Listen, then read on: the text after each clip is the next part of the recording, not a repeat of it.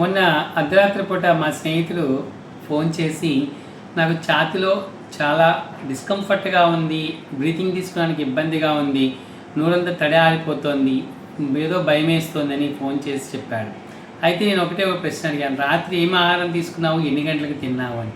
అయితే దాన్ని ఏమడిగాయంటే, రాత్రిపూట తీసుకున్న ఆహారానికి నా ఛాతీలో డిస్కంఫర్ట్ ఉండడానికి ఏంటి దానికి రిలేషన్ అడిగాడు. అయితే సో రాత్రిపూట తీసుకునే ఆహారం అనేది ఎలా తీసుకోవాలి ఏంటో తెలుసుకుందాం. నా పేరు డాక్టర్ కృష్ణ చైతన్య, సంజీవిని కేరళ హాస్పిటల్, భీమవరం.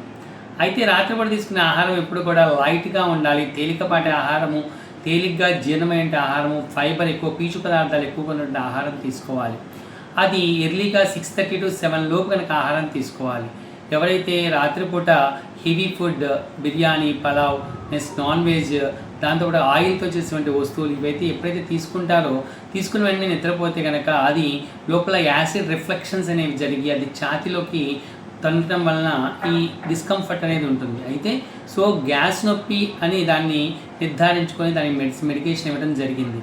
అయితే అన్ని రకాల గ్యాస్ నొప్పులు అనేవి గ్యాస్ ప్రాబ్లం కాదు, కొన్నిసార్లు నిజంగానే హార్ట్ అటాక్ సిమ్టమ్స్ కూడా అవ్వచ్చు. అవి ఎలా ఉంటాయంటే, ఇలాగే ఛాతీలో రిఫ్లెక్షన్స్ జరగడం వలన మంట ఉంటుంది, విపరీతమైన నొప్పి ఉంటుంది, ఎడమ చేయి లాగేస్తూ ఉంటుంది, దవడ కండరాలు కూడా నొప్పులు వస్తూ ఉంటాయి.